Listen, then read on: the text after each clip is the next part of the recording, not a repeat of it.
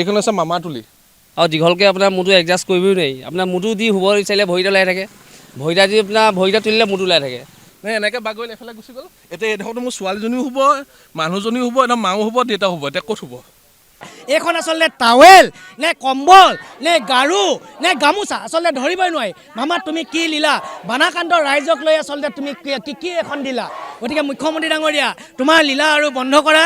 বানাকান্ত ৰাইজক, শিৱসাগৰ ৰাইজক যদি তোমাৰ মানে ক্ষতিপূৰণ দিবলৈ ইচ্ছা আছে, ভাল বস্তু দিয়া। ইয়াত টোপোলাটোত কি আছে ধৰিবই নোৱাৰি। দিব লাগিছিলে এইবিলাক তোলা, দিছে আপোনাৰ এইবিলাক কাপোৰ সূতা, ক'ৰ ৱেষ্ট বস্তু ক'ৰ পৰা আনিলে গম নাপাওঁ।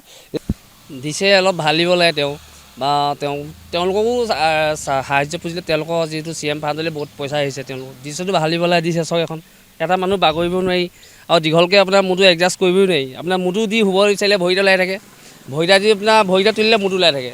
আৰু এনেকৈ দিলে অলপ ভাল দিব লাগে। তেওঁ দিছে এতিয়া ৰাইজক।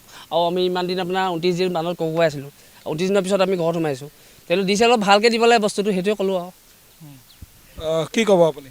কথা সেইটোৱেই, কাৰণ বস্তুটো দিলে ভাল দিব লাগে। আৰু এনেকুৱা পাতলা আপোনাৰ যিটো বস্তু দিছে সেইটো আপোনাৰ প্ৰযোজ্যই নহয়। গতিকে বস্তুটো ভাল দিব হোৱা হ'লে ভাল আছিল। আপুনি কিবা এটা কৈ আছিলে অথনি। কথাটো হ'ল কি যে ইতিমধ্যে ক'ব লাগিব এটা কথা যে কণা হাঁহক পতান ধান দিছে। কাৰণে এইকাৰণে কৈছোঁ কণা হাঁহক পতান ধান দিছে বুলি এইকাৰণে কোৱা হৈছে যে আজি যোৱা 19 জুলাইৰ পৰা যিটো বানপানী হ'ল, আমাৰ এই বানপানীত মানুহবিলাক ককবকাই থকাত যি ব্যৱস্থা হৈছে, তাৰমানে ঘৰ দুৱাৰ একেবাৰে চব নষ্ট হৈ গুচি গ'ল। কিন্তু হৈ যোৱাৰ পাছত যেতিয়া চৰকাৰে ৰিলিফৰ নামত বা সাহায্যৰ নামতে যিখিনি আমাক তুলি প্ৰদান কৰিছে বা আমাক প্ৰদান কৰিছে, সেই প্ৰদান কৰা বিষয়টো এনেকুৱা এটা নিকৃষ্ট মানদণ্ডৰ হ'ল যে মানুহক তাৰমানে যে মানুহ নহয় যেন আমি যেন মানুহ নহয় যেন তেনেকুৱা ধৰণৰ এটা ব্যৱস্থা আমাৰ চৰকাৰে মানে পূৰা গ্ৰহণ কৰিছে। গতিকে দুখৰ বিষয়, যিখিনি তুলি আমাক প্ৰদান কৰিছে বা যিখিনি তুলিখিনি টকাৰ কপা নাই, তাত আছে কাপোৰজাতীয় এটা মানে সামগ্ৰী। আৰু তুলিৰ লগতে এনেকুৱা এটা বস্তু ওলাইছে যে এইটো বস্তু দেখাইছোঁ আপোনালোকক মই, এইটো এটা কাঁইট। এই কাঁইটটো এনেকুৱা এটা বস্তু, এই বস্তুটোৰ তুলিৰ মাজত ওলাইছে আৰু মানুহ শুব পৰা নাই। গতিকে মই অসমবাসী ৰাইজৰ লগতে আমাৰ যিখিনি বানাক্ৰান্ত ৰাইজক মই অৱগত কৰিব বিচাৰিছোঁ যে আপোনালোকে যদি তুলি পাইছে, শুবৰ সময়ত আপোনালোকে এটা বস্তু লক্ষ্য কৰিব যাতে এই বস্তুটো কেনেবাকৈ ওলাই নেকি। যিহেতু মানে ওলাই চাব, সেইকাৰণে কৈছোঁ যে কেঁচুৱা ল'ৰা যদি শুৱাই দিবলৈ হয়, সেই ল'ৰাটোৱে যেতিয়া বাগৰ মাৰিব তেতিয়া এই কাঁইটটোৱে ধৰি লওক হেকচু টাইপৰ এটা বস্তু, ব্লেড। গতিকে মই অসম চৰকাৰৰ তথা আমাৰ উপায়ুক্ত মহোদয়ক মই সম্পূৰ্ণ অৱগত কৰিব বিচাৰিছোঁ যে আপোনালোকে কেৱল সাহায্যৰ নামত যাতে সাহায্য নিদিয়ে, যাতে ৰাইজৰ প্ৰকৃত উপকাৰ হোৱাকৈ এটা বস্তু দিব, যিটো বস্তু দিলে ৰাইজে যাতে মানে তেওঁলোকৰ মনৰ যাতে এটা আনন্দ লাভ কৰে, তাৰ বাবে মই অসম চৰকাৰক অনুৰোধ কৰিছোঁ। আৰু যিহেতু যে এতিয়া চবেই কৈছে, কালিও আমি দেখিছোঁ সামাজিক মাধ্যমত যে এটা মানুহ শুই দিয়াৰ লগে লগে সেই মানুহটোৱে বাগৰ মাৰিব নোৱাৰে। ইফালে বাগৰ মাৰিলে সিফালে তেওঁলোক গা মাটিত পৰেগৈ, আৰু যদি তেওঁ যদি ওপৰলৈ যায় আপোনাৰ ভৰি কি বুলি কয় ওলাব, আৰু তললৈ গ'লে মূৰ মাটিত পৰিব। গতিকে এনেকুৱা ব্যৱস্থা হৈছে। সেইকাৰণে আমি ধিক্কাৰ জনাইছোঁ আমি অসম চৰকাৰক যে যদিহে আপোনালোকে বানাক্ৰান্ত ৰাইজক কিবা বস্তু দিব বিচাৰিছে, সাহায্য ভাল বস্তু আমাক দিয়ক। মোৰ লগত অন্য এজন আছে, কি ক'ব এই বিষয়ে? এয়া দেখিছে আপোনালোকে তুলি, এইখন তুলি দেই, কাপোৰ দেখিছে আপোনালোকে, দিব লাগে তুলি কপাহ, দিছে কি ৱেষ্ট কাপোৰ। এই চক এইখিনি গোটেইখিনি চাব পাৰে আপোনালোকে। আৰু জোকাই দিয়া মাত্ৰ তললৈ হৈ পৰিব, গোটেইখিনি জোকাই দিয়া মাত্ৰ তললৈ হৈ পৰিব।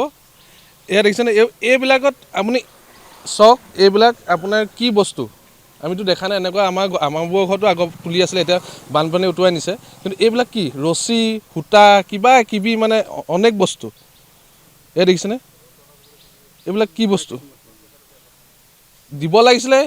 এইবিলাক তোলা, দিছে আপোনাৰ এইবিলাক কাপোৰ সূতা, ক'ৰ ৱেষ্ট বস্তু ক'ৰ পৰা আনিলে গম নাপাওঁ। এইখন আছে মামা তুলি, দেখিছে আপোনালোকে। কিন্তু এনেকৈ যদি হ্ৰাস কৰিবলৈ হয় ৰাইজৰ ধন, কেনেকৈ হ'ব কওকচোন।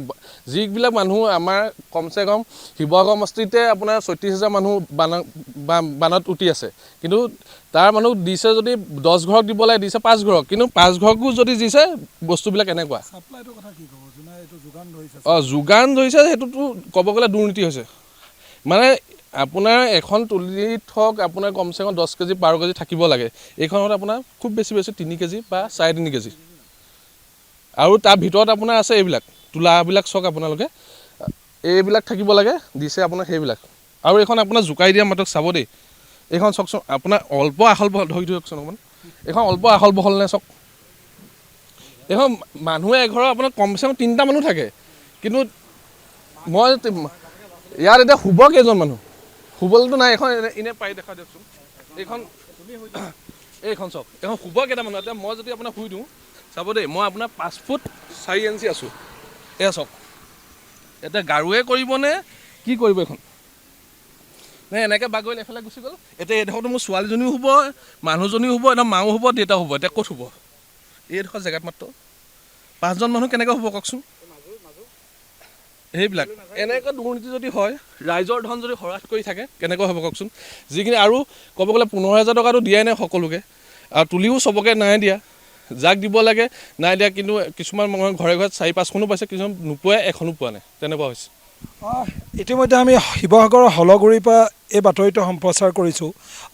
এইসমূহ যি তুলি বান আক্ৰান্তসকলক প্ৰদান কৰিছে চৰকাৰে বা পঞ্চায়তৰ ফালৰ পৰা, এই বিষয়টো আমাৰ ৰাজ্যৰ মুখ্যমন্ত্ৰীগৰাকীৰ জ্ঞাতাহাৰে হৈছে নে অজ্ঞাতে হৈছে? যিহেতু আমি ভাবোঁ যে তেওঁ অজ্ঞাতাহাৰে হৈছে। এই ছাপ্লায়াৰ, তেওঁলোকে কৈছে যে এই ধৰণৰ তুলি বানাক্ৰান্তসকলক প্ৰদান কৰাৰ বাবে এই ছাপ্লায়াৰসকল কোন আচলতে? তেওঁলোকৰ যি সাম্যক জ্ঞান থাকিব লাগে যে এঘৰ মানুহত এজন মানুহ শুব পাৰিব, ইয়াত দুজন কোনোপধ্যে নোৱাৰে। ইতিমধ্যে পথত শুই পেলাই আচলতে এটা ডেমো দি দিছে ইতিমধ্যে এইসকল বানাক্ৰান্তই, তেওঁলোকৰ খং আৰু ক্ষোভ। আৰু যিধৰণে তুলিত তোলা থাকিব লাগে, কিন্তু আছে ৱেষ্ট কাপোৰে, যিসমূহ আচলতে কাপোৰ তোলা বুলি কয়। আমি যেতিয়া ৰেজাই দোকান বা তোলাৰ দোকানত এইসকল বনোৱা মানুহৰ লগত আমি কথা পাতিছিলোঁ, তেতিয়া তেওঁলোকে কৈছে যে সৰ্বসাধাৰণতে এনেকুৱা বস্তু আমি ব্যৱহাৰ নকৰোঁ। আৰু এখন ভাল তুলিত 5 পৰা 7 কেজি তোলা থাকিব লাগে, তাত বাউণ্ডেৰী দিব লাগে। তেওঁলোকৰ ভাষা ৰেজাই যিসকলে বনায়, লেপ তুলি যিসকলে বনায়, তেওঁলোকে কৈছে। কিন্তু আমি যেতিয়া এইখন দেখাইছিলোঁ, তেওঁলোকে কৈছিলে যে ইয়াত কেৱল চিলাইটো যদি কেনেবাকৈ ছিঙি যায়, তেনেহ'লে এই সমগ্ৰ যি কাপোৰ তোলা বুলি কয়, ৱেষ্ট কাপোৰে যিটো তোলাজাতীয় বা কপাহজাতীয় সামগ্ৰী বনাইছে, ইয়াত তেওঁলোকে যিখন দেখাইছে, সেইটো বস্তু তললে খহি যাব। আৰু ইয়াত খুব বেছি এমাহ বা 2 মাহ, তাতকৈ বেছি এইখন ব্যৱহাৰৰ উপযোগী হৈ নাথাকিব। সেইবাবে আমি কৈছোঁ ৰাজ্যৰ মুখ্যমন্ত্ৰীগৰাকীক যে এই সমগ্ৰ বিষয়টোত তেওঁলোকেও কৈছে যে সাহায্য যদি দিবলৈ আছে, উন্নত মানদণ্ডৰ সামগ্ৰী দিব লাগে। আৰু এতিয়া বৰ্তমান শিৱসাগৰৰ বিভিন্ন অঞ্চলত যিসমূহ পঞ্চায়তৰ ফালৰ পৰা যিসমূহ তুলি প্ৰদান কৰিছে ৰাইজক, সেইসমূহক লৈ অসন্তুষ্টি প্ৰকাশ কৰা পৰিলক্ষিত হৈছে শিৱসাগৰৰ বিভিন্ন অঞ্চলত। আৰু মই হলগুৰি গাঁৱৰ মই এটা প্ৰতিবেদন প্ৰস্তুত কৰিলোঁ।